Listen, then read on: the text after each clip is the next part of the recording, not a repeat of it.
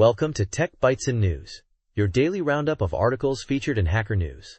Today, we're diving into a fascinating theory, the Michael Scott theory of social class. It's a wild ride, so buckle up. I'm already intrigued. Is this about applying the dynamics of the office to real-world social structures? Exactly. The core idea, boldly proposed by Alex Danko, is that the higher you climb the educated gentry ladder, that upper middle class, the more you resemble Michael Scott. Whoa, that's a strong claim. But how does it work? Is it just about being clueless? It's more nuanced than just cluelessness. It builds on Venkatesh Rao's Gervais principle, which categorizes workplace dynamics into three layers: losers, clueless, and sociopaths. Think Stanley, Michael, and David Wallace in The Office.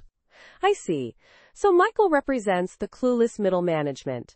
But how does that translate to social class? Danko maps these layers onto social classes. The losers are the working class, striving for financial security. The sociopaths are the elite, focused on power and leverage. And the clueless, the middle managers, become the educated gentry. Okay, I'm following. But why Michael Scott? What's the connection? The key is the language. Rao identifies different communication styles: posture talk, meaningless performative babble; baby talk, placating language; power talk, competitive, elite speak; game talk, working class rituals; and straight talk, rare, direct communication. So Michael's posture talk is the hallmark of the educated gentry? That's a pretty interesting parallel. Precisely. As you ascend the educated gentry ladder, you're surrounded by posture talk and baby talk, the constant validation seeking, the performative displays of virtue signaling. It all mirrors Michael's behavior. The obsession with being seen as serious, even if it's about something trivial. So the more you're surrounded by this kind of language, the more you internalize it and become more like Michael? That's a compelling feedback loop. Exactly. It's a self-reinforcing cycle.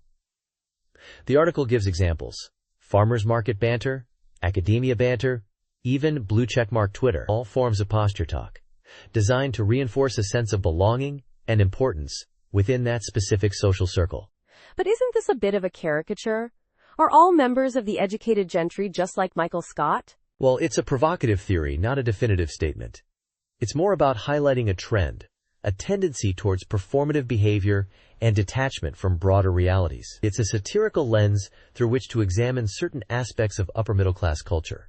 I see. So it's less about literal resemblance to Michael Scott and more about the underlying dynamics of language and social interaction within that specific social class. It's a clever use of analogy. Precisely.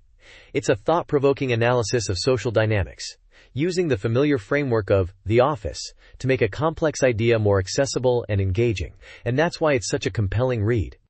Absolutely. It's a fun yet insightful way to look at social class. Thanks for breaking it down. My pleasure. And that's all the time we have for today's Tech Bytes and News. Thanks for listening, and we'll catch you next time. Goodbye. Bye-bye.